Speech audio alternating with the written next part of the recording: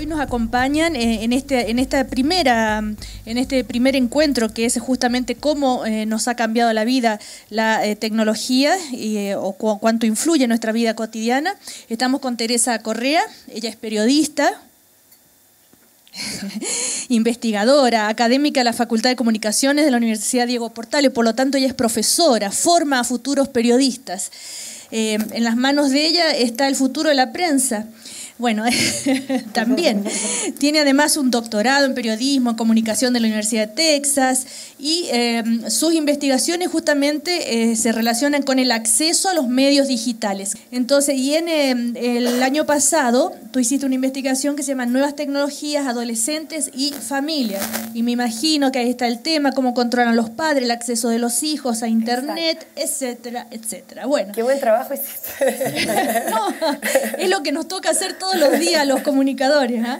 Y también estamos con Juan Velázquez, que es ingeniero civil electricista y en computación.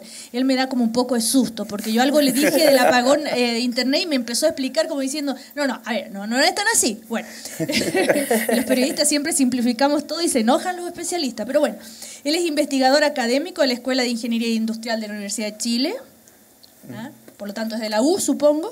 Por supuesto. Ya. Tiene además un magíster en Ciencias de la Ingeniería de la Universidad de Chile y un doctorado en Ingeniería de la Información de la Universidad de Tokio. Sí. Miren Tokio, ¿eh? De allá cuánta tecnología ha llegado y sigue llegando. Y va a llegar. Y va a llegar. Así que la palabra es tuya, Teresa. Aparto yo.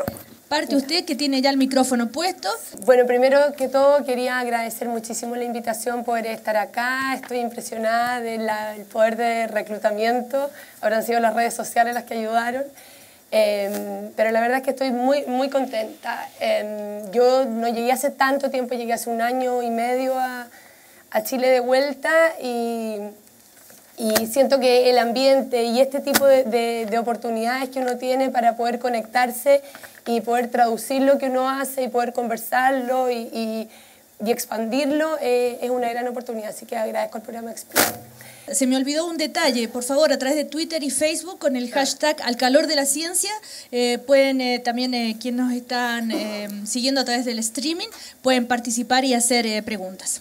Bueno, entonces para partir, hay que en el fondo partir pensando de que la penetración de Internet, bueno, del computador, de Internet, de los teléfonos móviles en países en desarrollo como en América Latina, en África, la penetración casi completa de Internet en países desarrollados de Europa del Norte, de Japón, de Hong Kong, de Corea del Sur, sin duda han significado cambios significativos en distintas áreas. Mi área de especialización tiene que ver más con lo social, con lo sociológico, con lo psicológico, y sin duda ha implicado cambios fuertísimos. Pero yo planteo de que de que las nuevas tecnologías no necesariamente causan estos cambios, sino que son grandes facilitadores o aceleradores de cambios sociales. Y vamos a ver en algunas áreas brevemente qué tipos de cambios pueden haber ocurrido. Primero, cambios en la noción de tiempo y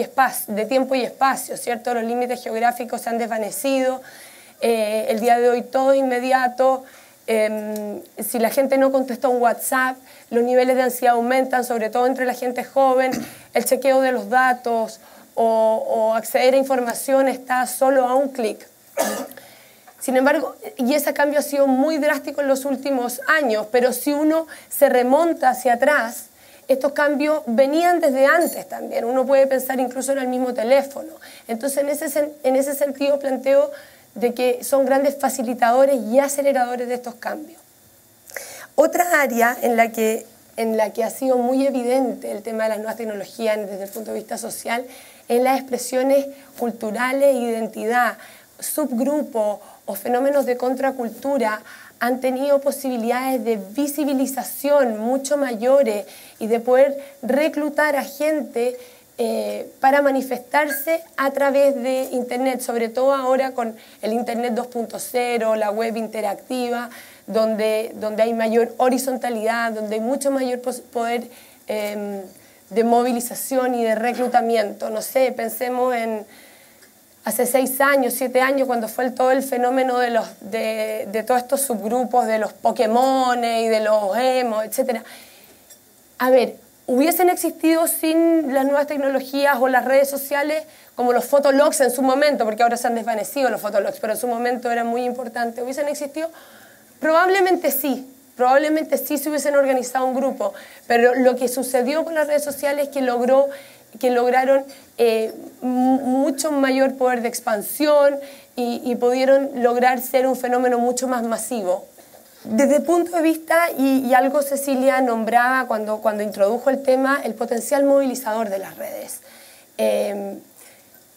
Los movimientos sociales, como el estudiantil y el medioambiental en Chile, pero también vayámonos a otros, a la primavera árabe que derrocó la dictadura en el norte de África, a Occupy Wall Street, a los indignados de España, a las protestas en Brasil, etc. Todos esos movimientos han sido facilitados por las redes sociales. Pero ojo, vuelvo a insistir, la evidencia sugiere que no son la causa. Pero ¿por qué tienen tal poder movilizador? Y lo voy a decir muy brevemente, porque hay una literatura gigante al respecto. Pero ¿qué es lo que pasa? Básicamente las redes sociales, por ejemplo, o ahora con la web 2.0, se bajan los costos de información, de tiempo, y de reclutamiento que se necesitan para poder participar. Ahora es más fácil, más rápido y mucho más importante. La persona que te está reclutando o la que te está invitando a participar, hablemos como en un lenguaje más normal, la persona que es aquella a la que tú elegiste seguir en Twitter o es aquella a la que tú quisiste ser amigo en Facebook. Por lo tanto, son estas las razones que han dado tanta importancia a las redes sociales, por ejemplo, a las nuevas tecnologías, en el potencial movilizador que tienen en este tipo de movimientos sociales. Pero vuelvo a insistir, la evidencia sugiere que no son necesariamente la causa. Ahora, estas son algunas de las áreas que yo muy brevemente, tenía 10 minutos, podía decir en que podrían desde el punto de vista social tener un efecto, un cambio. Ahora, ¿cuáles son las bondades? ¿Son buenas o son malas?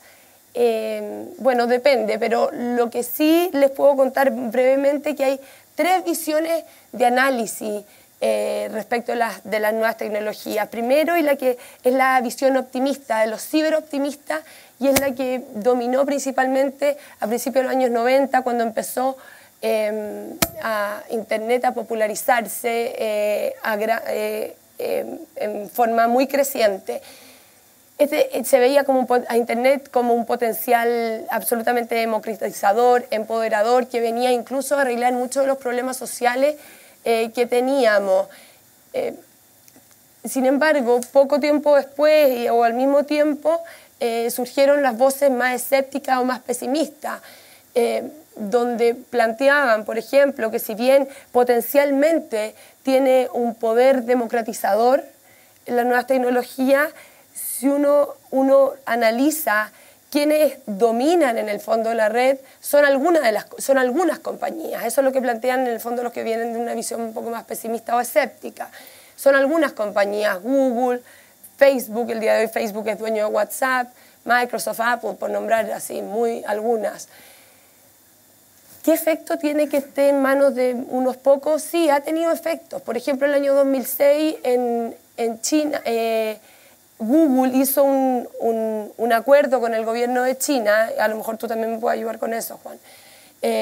Hizo un acuerdo con el gobierno de China de régimen comunista, en el fondo para censurar contenido con el cual la gente buscaba información a través del buscador.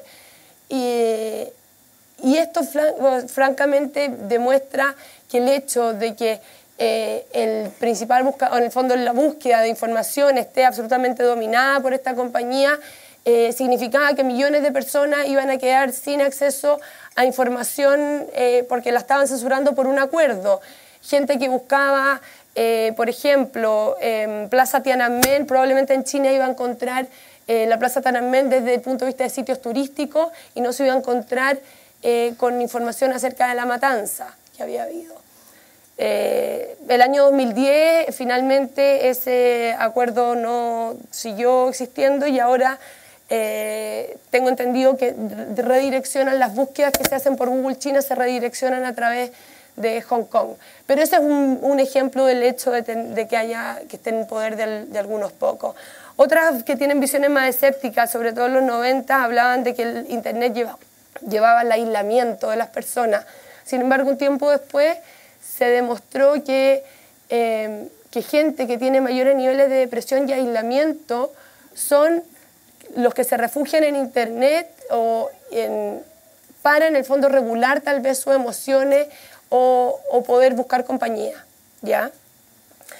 Y bueno, finalmente la visión que yo diría que domina hoy en día es la de contextualización, es fijarnos para qué usamos las redes, cómo las usamos, no las redes, las nuevas tecnologías en general, pero cómo las usamos, para qué usamos y en qué contexto. Y eso nos va a dar, y dependiendo de eso, son los efectos que ellas pueden tener.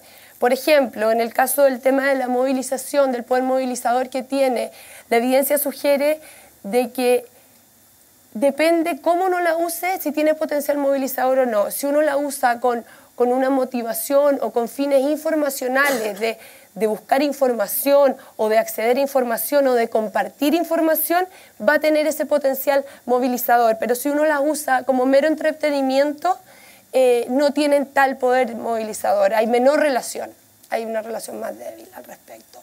Desde el punto de vista educativo, por ejemplo, todo el fenómeno de los wikis genera conocimiento colectivo, intercambio de información, pero si uno lo mira desde otro punto de vista, se puede caer en cyberbullying o tiene el problema de la distracción de los alumnos, de las personas.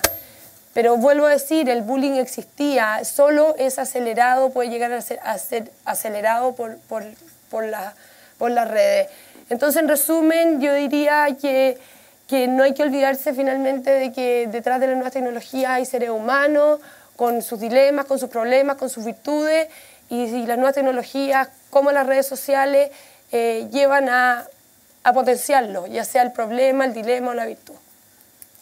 Bueno, le damos las gracias. Ya vamos a tener la oportunidad de retrucarle algunas cosas seguramente, o de cuestionar, porque esa es la idea de la ciencia también, ¿no? Y de la reflexión, el poder de la interpretación, del cuestionamiento y de hacer mover un poco más el pensamiento. Ahora le damos, ¿no es cierto?, la palabra a Juan para que nos hable justamente 10 minutos. Vamos a poner el reloj, que también es fruto de la tecnología. Ya, no, son bromas, vamos. Ya. Entonces, miren, para los que ya son un poquito más mayorcitos, traté de pensar cómo abordar el tema. Y nada, pues ¿se acuerdan de la película El bueno, el malo y el feo? ¿Sí? ¿Ya? Entonces traté de citar esta pequeña conversación en El bueno, el malo y el feo. Partiendo por lo bueno, partamos por lo bueno, ¿cierto? Aquí tienen las tecnologías, sobre todo lo que me compete a mí, que son las tecnologías de comunicación. Claro, hemos visto que la red, ¿no es cierto?, Internet ha abarcado ya todo el mundo, todas las bondades que tiene justamente, y luego vamos a hablar del apagón que tanto, ¿no es cierto?, le mete un cuco a la gente. Bueno, hemos ido paseándonos por varios fenómenos dentro de la tecnológico. Miren, déjenme contarle un fenómeno tecnológico muy personal. Cuando yo tenía unos 5 años, mi padre me llevó a la FISA. ¿Se acuerdan de la FISA? Ya, pues, y en la FISA había un computador así grande, gigante, ¿ya? Y ese computador me habló. Me habló, o sea, mi papá colocó mi nombre y me dijo, hola Juan, y para mí eso fue magia. Entonces, esa magia, ¿no es cierto?, llevó a que se desencadenaran varios procesos, o sea, en parte porque estudiar ingeniería tuvo que ver, ¿no es cierto?, por comprender esa magia, y al final terminé haciendo una tesis que consistió en crear un sistema, ¿no es cierto?, conversor de texto a voz. Tú le pasabas el texto y, ¿no es cierto?, él hablaba con voz humana, que para esa época era toda una novedad. Lo más lindo que tuvo ese sistema es que finalmente lo aplicamos con una persona que tenía ELA, ¿no es cierto?, esclerosis lateral amiotrófica, que ya había perdido el don del habla y con eso volvió a hablar. Eso es el impacto bonito que tiene la ciencia, ¿se fijan? Claro, en ese momento no se vuelve loco, se van a llorar cuando esas cosas, pero digamos que parte, ¿no es cierto?, veamos cómo fue ese desarrollo tecnológico. O sea, yo me meto en Internet por allá por el año 89, cuando no existía hoy día lo que ustedes ven para poder bajar justamente un programita o para poder bajar un archivo. Y en esa época teníamos que hacer comandos bien extraños, Y los antecesores a mí decían que había que hacer programas en unas cosas llamadas tarjetas, que tenían unos hoyitos así. No me lo puedo imaginar, pero bueno, nosotros somos de la generación de teclado. Pero la generación de los nietos de ustedes le van a decir, oye, abuelo, ¿es verdad que ustedes tenían que teclear el computador? Sí. Es que fome, porque en realidad con la interfaz cerebro-computador se hace todo. Basta nomás pensar. ¿Se fijan? Entonces, hacia allá vamos caminando con respecto a lo que es la evolución tecnológica. Cosas buenas, miren, cosas buenas ha sido la web. O sea, hoy en día, ¿qué más democrático que la web para que todo el mundo pueda encontrar información, para que todo el mundo se pueda nutrir de esa información? Ya hemos caminado de la web 1.0, 2.0 ahora, donde somos capaces de poder dar información nosotros mismos.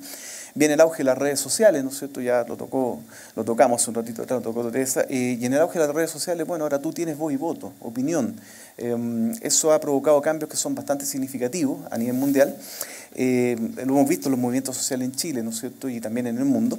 Pero bueno, esas son las cosas que ya ocurrieron. O sea, lo que viene es lo que a mí por lo menos me causa una gran impresión. Vienen nuevos desarrollos en Internet. Todo el mundo aquí ha visto transmisión de imagen, ¿no es cierto? Sí.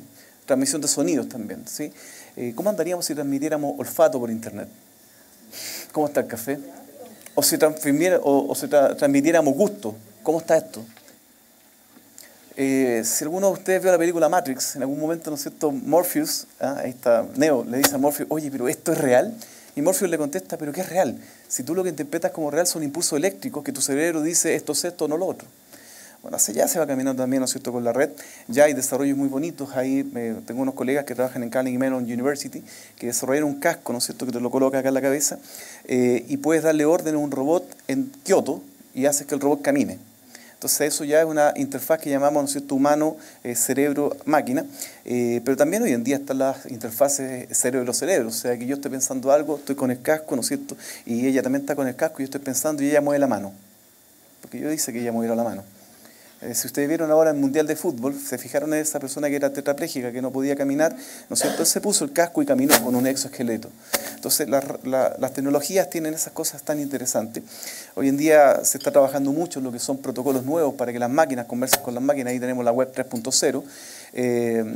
A ver, le voy a hacer una pequeña encuesta. Mira, imagínate que tú vas conduciendo tu auto y viene una luz amarilla, ¿no es cierto? Se viene la luz amarilla. ¿Qué haces? ¿Aceleras o bajas la velocidad?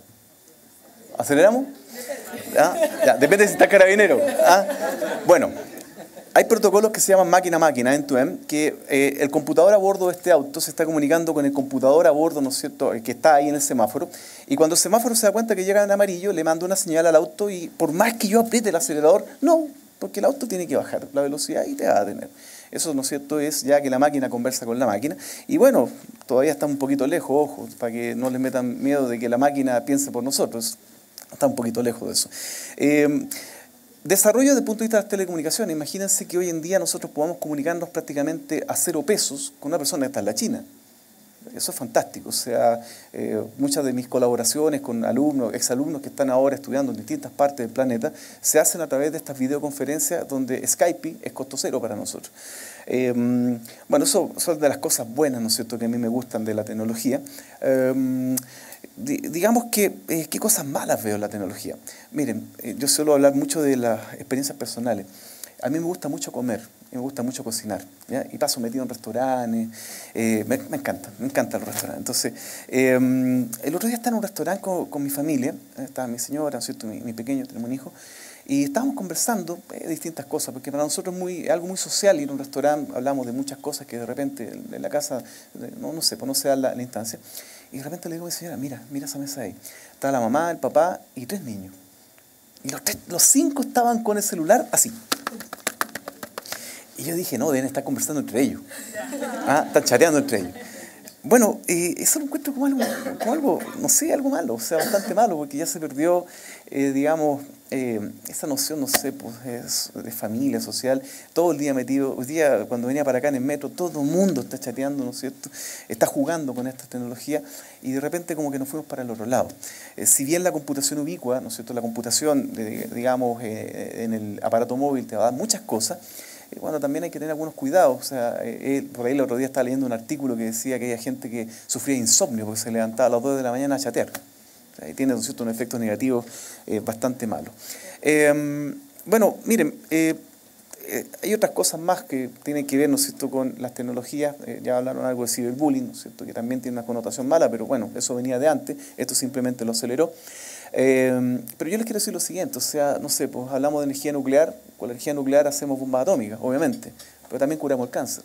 O sea, la tecnología es una espada que tiene siempre doble filo, y si la tecnología está al servicio del hombre, estamos bien. Cuando la tecnología se sirve al hombre, ahí estamos mal. ¿Entiendes? Entonces, ese es el cuidado que hay que tener justamente con estas cosas.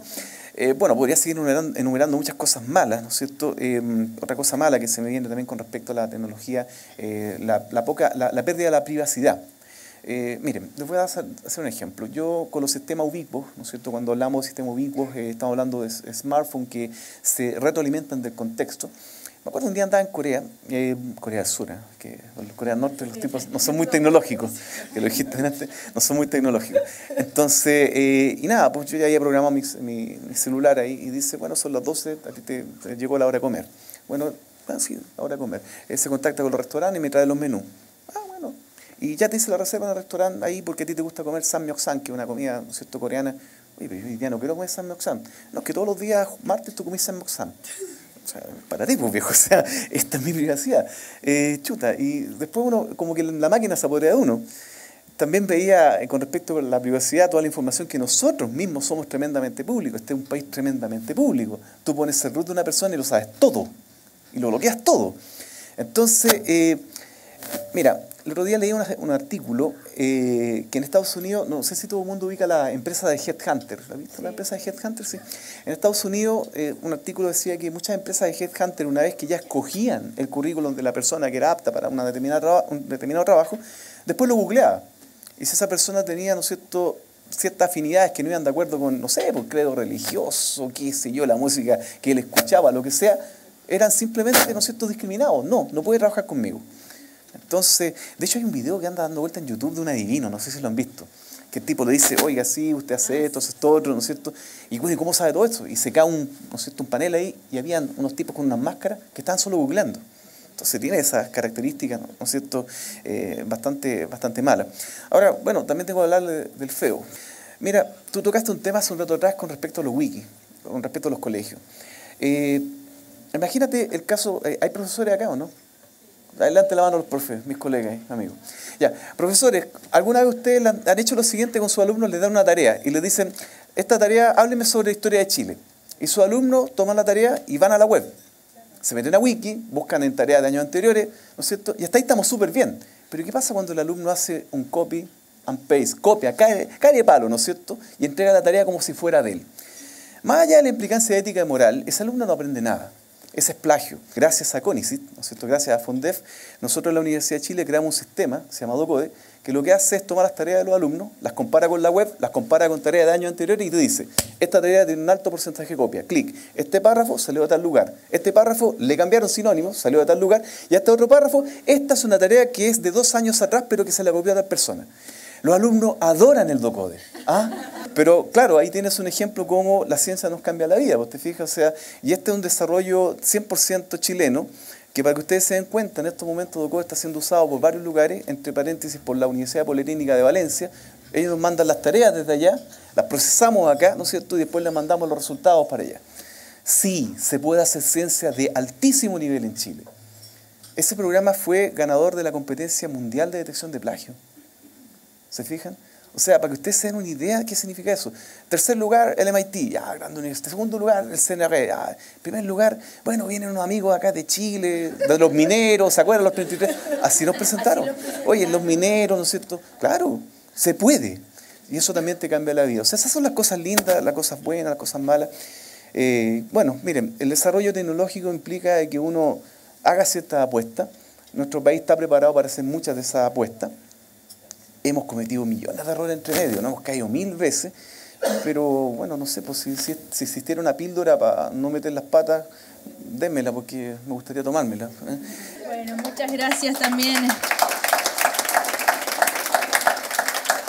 Ahora, claro, a mí me queman las manos a la periodista de haberle interrumpido, haberle hecho 50 preguntas al mismo tiempo a los dos mientras estaban hablando. El tema de que, lo han dicho los dos, de que todo el mundo está chateando y cómo eso puede arruinar la relación entre las personas. Yo le quería preguntar, ¿pero eso no es quizá una manera de sincerar las relaciones? Tal vez el hijo con la mamá, o ahí tus hijos que estaban con ustedes, esos hijos que estaban con sus padres estaban súper lateados, y entonces finalmente tienen más comunicación real con sus amigos y más ganas de hablar con ellos que con la persona que tiene al frente. O la pareja que está la mujer y el hombre y uno los ve cada uno con su celular, tal vez porque esa pareja ya no tiene nada más que decirse. ¿Quién sabe? Son preguntas que nos podemos hacer también. Y también esto de que la web es democrática. Perdón, ¿es democrática? Todos tienen web, todos tienen acceso a la web, todos tienen el mismo nivel de educación para manejar una web, para poder usarla y usar la información. No, no es así. Y segundo, esto de que las redes sociales te permiten tener voz y voto. Bueno, lo mismo, en el mismo sentido yo no creo que sea tan así tampoco. Hay un poco de espejismo, un poco de sobrevaloración de las redes sociales, a mi parecer, es al menos lo que yo les quiero invitar a reflexionar. Pero lo que sí depende de nosotros es el uso que le vamos a dar a la tecnología, por supuesto, y la tecnología no tiene la culpa, ¿no es cierto?, de los errores que nosotros podemos cometer cuando los utilizamos. Y lo otro que les quería hacer reflexionar también, y a ustedes de hacerlo, es por qué ese afán de los científicos, de los tecnológicos, de ir siempre más allá, más allá, más allá, y buscar más allá, más allá. Yo no alcanzo a tener el iPhone 4 cuando ya inventaron el 6, y yo no alcancé. Y hay una especie de frenesí. ¿Hasta dónde quieren llegar? ¿Es realmente necesario? ¿No hay otras prioridades para la tecnología y para la ciencia en el mundo en las cuales aportar en otros ámbitos? Bueno, son algunas de las reflexiones que se me vinieron así escuchándolo. A ustedes la palabra, y después ustedes también si tienen preguntas, por supuesto. Respecto del tema de la web democrática, definitivamente estoy de acuerdo contigo. Tiene potencialmente esa idea de que la web es democrática. Sin embargo, a pesar de los niveles altos de penetración, existe una brecha digital. Hay gente que no solo no tiene acceso tal vez al aparato físico. Cuando se empezaron a hacer los primeros estudios sobre las diferencias entre las personas que tenían acceso a las nuevas tecnologías y que no las tenían, los hallazgos, qué sé yo, o la gente se fijaba solo en el acceso físico. ¿Tiene computador? No tiene computador. ¿Tiene acceso a Internet? No tiene acceso a Internet. Los niveles de penetración de Internet están aumentando, son del 95% en algunos países, o 99% en algunos países. No en Chile, por supuesto, todavía no. Están alrededor del 50-60%. Sin embargo, a pesar de que uno pueda tener acceso a los computadores, al teléfono, pueda tener conexión a Internet, estar todo el tiempo conectado a Internet, eso no significa que no haya diferencia entre la gente. El día de hoy, los estudios de brecha digital están mucho más enfocados en los distintos tipos de habilidades que la gente tiene, y en eso se han manifestado grandes diferencias. Por ejemplo, incluso nosotros hablamos de que la gente joven se les habla de los nativos digitales. Sin embargo, eso es un mito completo, porque dentro incluso, no hay duda de que ellos han crecido con mayor familiaridad, pero incluso dentro de gente que tienen acceso a través del colegio, posiblemente a través de la casa si tienen suerte, incluso a través de ellos, incluso en un grupo así como los nativos digitales, hay diferencias por estrato socioeconómico, hay diferencias por género, y obviamente hay diferencias por edades, que a mayor edad la gente tiene menor habilidades digitales, menor motivación para usar las nuevas tecnologías, menor autoconfianza con las tecnologías. E incluso el día de hoy hay otro problema. La gente que está accediendo por primera vez a las nuevas tecnologías, a Internet, hablemoslo como a Internet, mucha gente, la que lo está haciendo por primera vez, lo hace a través del teléfono. Y cuando uno lo hace a través del teléfono, tiene un potencial maravilloso desde un punto de vista, pero desde otro punto de vista uno no puede desarrollar un montón de habilidades que sí le permiten la experimentación con el computador. Y eso siempre, y eso significa en el fondo que se empiezan a reproducir estas brechas digitales. Eso desde un punto de vista. Una contrapregunta. Tú dices brecha digital y que los jóvenes, estos nativos digitales, en fin, puede ser. Pero si a un joven puede ser capo en Internet, puede ser capo en manejar todo eso, pero le preguntamos, por ejemplo, cuál es la diferencia entre Corea del Norte y Corea del Sur y no tiene idea. No tiene idea de dónde está Corea y no le interesa, que es lo más terrible. Entonces, ¿de qué manera le enseñamos a pensar, a reflexionar, a interpretar el mundo? Yo creo que esa es una de las grandes deudas de estos nuevos métodos de comunicación. Es lo que la experiencia que uno tiene con los periodistas más jóvenes, por ejemplo, que pueden saber mucho de tecnología, pero no saben pensar, no saben reflexionar, no conocen, no sé, ni cómo fue que se hizo la Revolución Francesa. No había Twitter ni redes sociales, y igual hubo Revolución Francesa. Bueno, exacto, por decir, ¿no? Entonces, yo creo que esa es una de las tareas que, no sé si pero no es responsabilidad de la tecnología tampoco, pero sí como ustedes como líderes de opinión también tener esa mirada, ¿no? A mí siempre me gusta hacer encuestas. ¿Quién de ustedes no tiene un teléfono inteligente? ¿Quién tiene un teléfono idiota? 1, 2, 3 personas. Esta pregunta yo la hago todos los años y hace 5 años la verdad es que todo el mundo levantaba la mano. Y hoy en día solamente unas poquitas personas. Bueno, eso para mí me va mostrando cómo va penetrando la tecnología, ¿no es cierto? Y cómo el acceso justamente a la red y a la información que está detrás, día a día va llegando a más gente. Ahora, lo que no lo hemos contado es que, bueno, mucha tecnología hay, pero no se le enseña, ¿no es cierto?, los elementos básicos que son como, por ejemplo, buscar información. Yo a veces les digo a mis alumnos, miren lo que les digo, miren, ¿y encontrar información sobre esto? No, profe, no hay. Miren, crucen la calle. Allí hay una cuestión que se llama biblioteca, que tiene unas cosas que se llaman libros. Y esos libros tienen información dentro. Lo que pasa es que la gente cree que, no sé, por 100% del conocimiento humano está metido en la web, lo cual es mentira. Con suerte, si somos todos los buscadores, vamos a encontrar algo así como un 15%, un 20%, con lo que hay ahora. Una cosa muy importante, ¿no es cierto?, no solamente es enseñarle a buscar información, sino que a aprender de esta información que está metida acá, porque finalmente es el símil digital, pero del libro... mira, yo usaba el Icarito cuando era chico, ¿ya? Y leía el Icarito y aprendía mucho desde el Icarito. Bueno, hoy día no tengo el Icarito, pero tengo Wikipedia, ¿no es cierto? Y si yo lo leo también voy a aprender de ahí. Evidentemente, yo me quedo con... también tiene errores Wikipedia, sí, verdaderamente. Pero también me quedo con la otra reflexión, o sea, cuando yo tengo el aparatito móvil acá, estoy dejando de lado un entorno, obviamente. Y el aparatito móvil no me las da todas, ¿ya?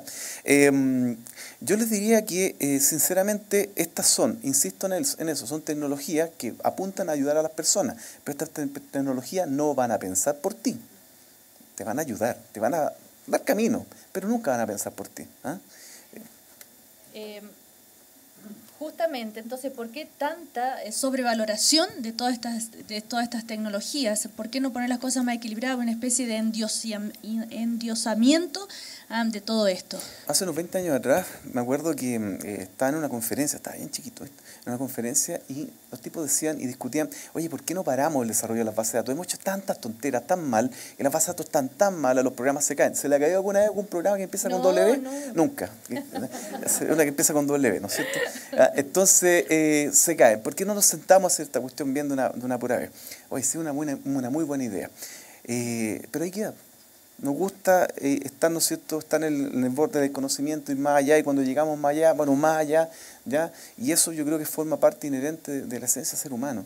Eso también nos complica un poco la vida, ¿no es cierto?, porque nosotros nunca vamos a quedar conformes. ¿Quién quedó conforme ahora con el Mundial? Ya, pues. Pero pusimos de rodilla a Brasil, pues, ¿viste? Eso es lo que sale ahí. Ahora, pero ya, pues viene la Copa Chile. Y bueno, perdón, la Copa Chile, que es la Copa, ¿no es cierto?, América. Y cuando ganemos la Copa América, vamos a querer el Mundial. Y cuando ganemos el Mundial, te aseguro que queremos un segundo Mundial. Yo creo que es parte de la esencia del ser humano. Las tecnologías penetran en la sociedad en la medida que uno va enseñando desde los estratos más bajos, ¿no es cierto?, hacia arriba, el cómo la tecnología te puede servir. Entonces, no saca nada con colocar tecnologías de última generación si es que no ha habido ese tipo de educación. ¿Vieron los destrozos que dejaron los japoneses cuando perdieron ahora en el Mundial, o no? ¿No se fijaron lo que hicieron ahí? Limpiaron el estadio. ¿Por qué creen ustedes que limpiaron el estadio? Yo les voy a decir por qué. Cuando uno está en Japón y ve, ¿no es cierto?, a los jardines infantiles, a los niñitos cuando tienen 3, 4 años, salen con unas tenacitas a recoger la basura y les enseñan a recoger la basura. Y eso está de ahí hacia adelante. Entonces la cosa parte por abajo, no saco nada, dejando la tremenda tecnología que en todo caso viene de afuera. Te fijas, todos esos ratos vienen de afuera. Siempre, si es que yo no parto de la base que es enseñarle a la gente cómo se ocupa y enseñarle cómo se genera justamente ese valor.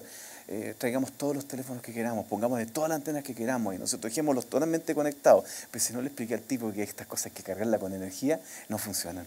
De ahí entonces lo que yo les quería pedir como científicos y tecnológicos, que si bien se aplaude todo lo que ustedes hacen y todo lo que ustedes investigan, y los avances que están al servicio nuestro, también darle una oportunidad y darle tiempo a la sociedad para que se eduque, porque como que no alcanzamos ni a aprender algo cuando ya estamos más allá. Entonces como que hay mucha euforia en los avances, ¿no? Sobre todo en este ámbito. Por el otro ámbito de la medicina, en fin, eso es distinto, pero en este ámbito de la comunicación es de loco.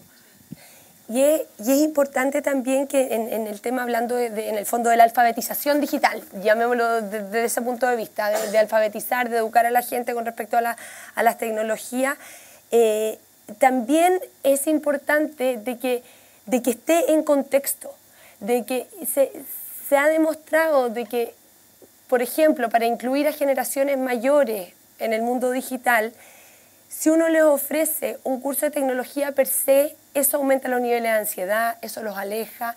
En cambio, si uno pone la tecnología en contexto, en el fondo pone el afrecho primero. Si uno pone el contexto, si uno pone la necesidad, si uno se fija en para qué la necesitan, qué lo motivaría, y usar la tecnología como herramienta, se logra mucho más que dar un ejemplo, que dar un curso o poner el foco solamente en la tecnología. Y ponernos en un ejemplo bien básico. En el fondo, es mucho mejor desde el punto de vista de una municipalidad o desde el punto de vista de alguien que quiere hacer alfabetización digital, más allá de dar clases de computación, fijémonos en cuáles son las necesidades de esa población, cuáles son las necesidades de esas personas, qué los motiva y poner ahí el foco. Hola, buenas noches. Mi nombre es Nicolás Moreno y quería preguntarle a los panelistas cuál es la opinión o la sensibilidad que ellos tienen respecto a la neutralidad de la red.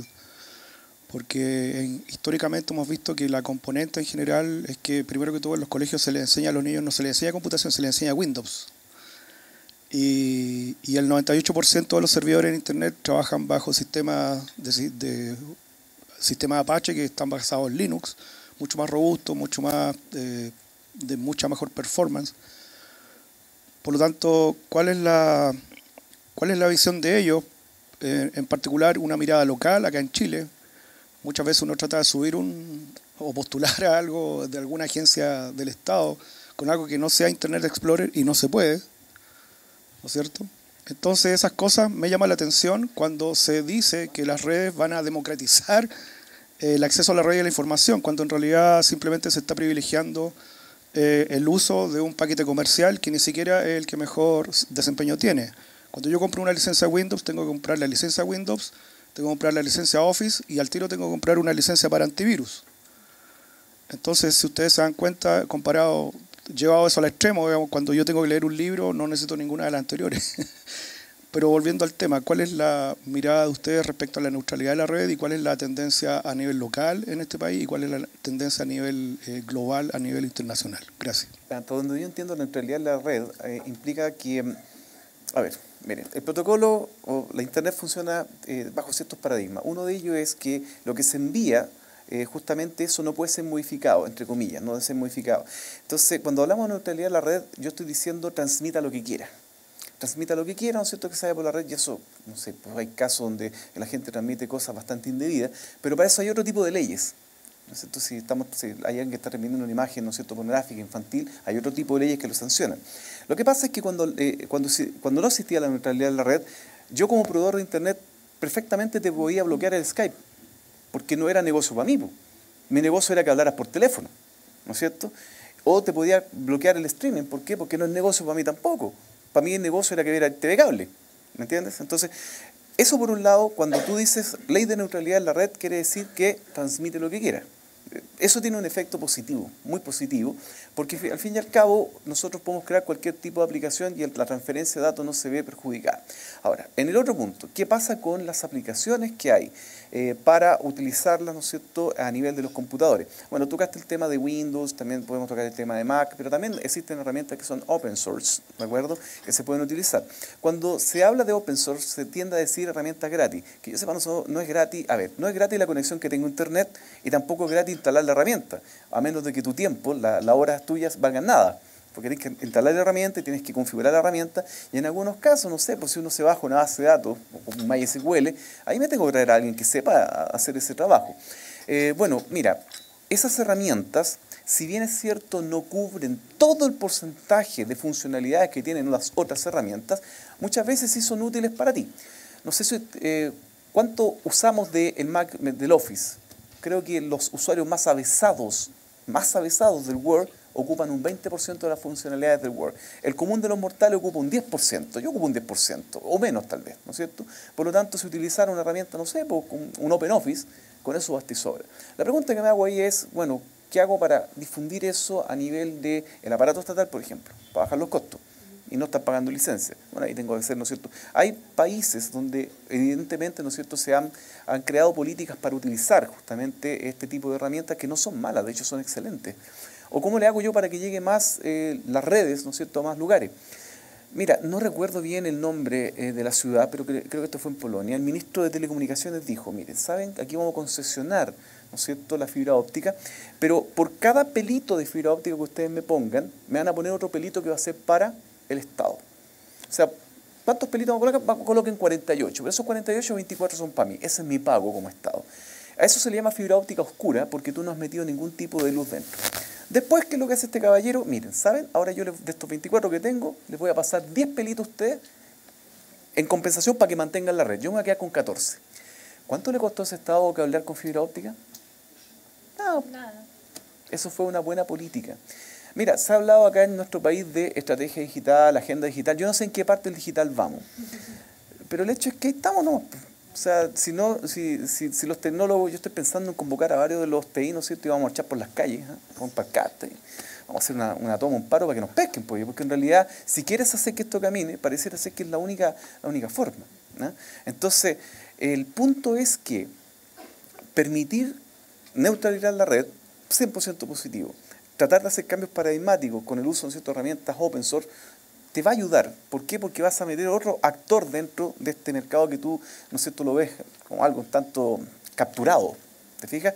Y en tercer lugar, oye, si aquí se pueden hacer políticas bien interesantes, ¿no es cierto?, para ir mejorando las cosas, pero tiene que existir una voluntad detrás y esa voluntad tiene que definir prioridades.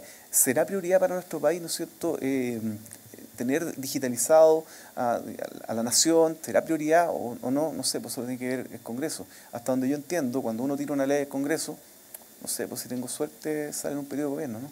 Si no, salen 2 periodos. ¿Qué harían ustedes si pudieran inventar algo? ¿Qué creen que hay que inventar para que las redes sociales, la comunicación, tenga un rol realmente positivo? Porque hasta ahora hemos hablado de los puros aspectos negativos, ¿no? O las contras. ¿Qué podríamos inventar? Mira, si me puedo volar, yo creo que las tecnologías pueden ser habilitantes de muchas situaciones que hoy en día, digamos, por factores geográficos no se pueden. Mira, el otro día estaba conversando con gente del Ministerio de Salud. Me encanta estar metido en muchas tonterías, porque yo creo que toda la investigación, toda la innovación solo se logra cuando es multidisciplinaria. O sea, los proyectos que me toca trabajar, siempre hay mucha gente de distintos lados y eso es lo que hace que se produzca la magia. Bueno, una de las cosas que me decían ellos es, mira, ¿sabes qué? Tengo pacientes que están postrados en cama, que el costo de que ellos estén justamente en el hospital es bastante alto, pero no sé, a veces hay que tenerlo en la casa y está mucho mejor cuidado con las personas. El problema que tengo es que yo necesito monitorear a esas personas, ¿no es cierto?, para saber cómo están su, no sé, por ritmo cardíaco, presión arterial y todo. ¿Qué podemos hacer con eso? O sea, no le puedo enseñar a la gente que está allá en la casa cómo tomar esas medidas, pero ¿cómo se podría solucionar con tecnología? Pero mira, les podríamos colocar un aparatito acá, ¿no es cierto?, que se conecte con una aplicación móvil, que nos mande los datos en nuestra base de datos, y ahí nosotros procesar y decir, chuta, mira, le va a venir un ataque cardíaco a esta persona, llamemos a los familiares y podamos mandarla a coordinar, ¿no es cierto?, la ambulancia para que llegue allá. Se me ocurre que hay mucho que hacer, ¿no es cierto?, en lo que llamamos e-health, ¿no es cierto?, medicina. Hay mucho que hacer también en el procesamiento masivo de datos, ya que a todos nos va a beneficiar ahí, y en eso hay tecnología que se puede desarrollar acá. Para tener un dato de contexto, cuando hablamos de byte, ustedes en un byte ahí meten una letra. Una letra cae en un byte. Si yo digo un kilobyte, ustedes están colocando ahí una oración. Si digo un megabyte, ustedes están colocando un pequeño escrito, no sé, un informe. Si digo, ¿no es cierto?, un gigabyte, ahí están guardando una película. Sí, de esa Nat Geo que dijimos delante, ¿no? ¿Ah? Una película. Si digo un terabyte, chuta, ahí están guardando la información de la biblioteca del Congreso. Si digo 10 teras, ya tenemos el Congreso de Estados Unidos, ¿no es cierto? Y si les digo a ustedes un peta con los discos que hay ahora es llenar la torre Entel de puros discos. ¿Cuántos han escuchado hablar del proyecto ALMA? Sí. Ya muchos. Bueno, cada antena por hora me está generando 1 terabyte. O sea, en un día tengo un peta. Ahí tengo que desarrollar una tecnología nueva para poder hacernos cargo de eso. Pero si soluciona ese problema, ¿no es cierto?, de grandes datos, después todo lo que tiene que ver con datos de la medicina también tiene solución. Cuando nosotros procesamos un electroencefalograma, que son muchos datos, o procesamos la imagen que viene de un radiotelescopio, nuestros programas no saben qué es un electroencefalograma o qué es un radiotelescopio, porque es el mismo problema. Y si yo les dijera ahora, pensemos en el SKU, el Square Kilometric Array, que se está construyendo entre Sudáfrica y Australia.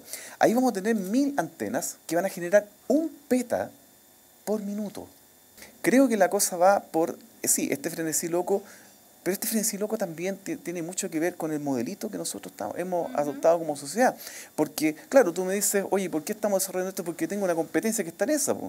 Economía neoliberal, estamos compitiendo, estamos dando ahí duro. Bueno, cambiémoslo, pues sentémonos un rato y digamos qué es lo que realmente nos hace falta porque al final, mira, todo esto yo creo que es para que uno sea más feliz nomás. Es muy difícil pensar como que la tecnología misma te va a solucionar, porque yo insisto que está inserta en un contexto social y donde se reproducen las mismas estructuras sociales y se aceleran o se facilitan. Y tal como se pueden reproducir cosas positivas y surgir nuevos liderazgos y surgir nuevas voces y tener más visibilidad, a la vez también si uno hace análisis, por ejemplo, tú que haces análisis de redes, si uno hace los análisis de redes, de las conversaciones de Twitter, claramente los nodos de la red o las personas importantes, en el fondo con las que se tiene más interacción en esa red, se reproducen básicamente las mismas que uno puede ver, las mismas jerarquías que uno puede ver en la sociedad en general o que uno puede ver en los medios tradicionales. Es que tenemos una pregunta que nos llegó por Twitter de Ian Garstmav y él dice, ¿qué pasa cuando existe dependencia de tecnología para la sociedad? Y dice, por ejemplo, el sistema bancario. Mira, te lo voy a responder de la siguiente forma. Hace un tiempo atrás, una alumna me dijo, profe, ¿cómo lo hacían ustedes antes para conocer gente? Bueno, íbamos a una fiesta y si no iba bien, hablábamos y yo le pedía el teléfono a una chica, después la llamaba, joteaba un rato, a ver si saltaba la liebre, no sé, pues, algo así.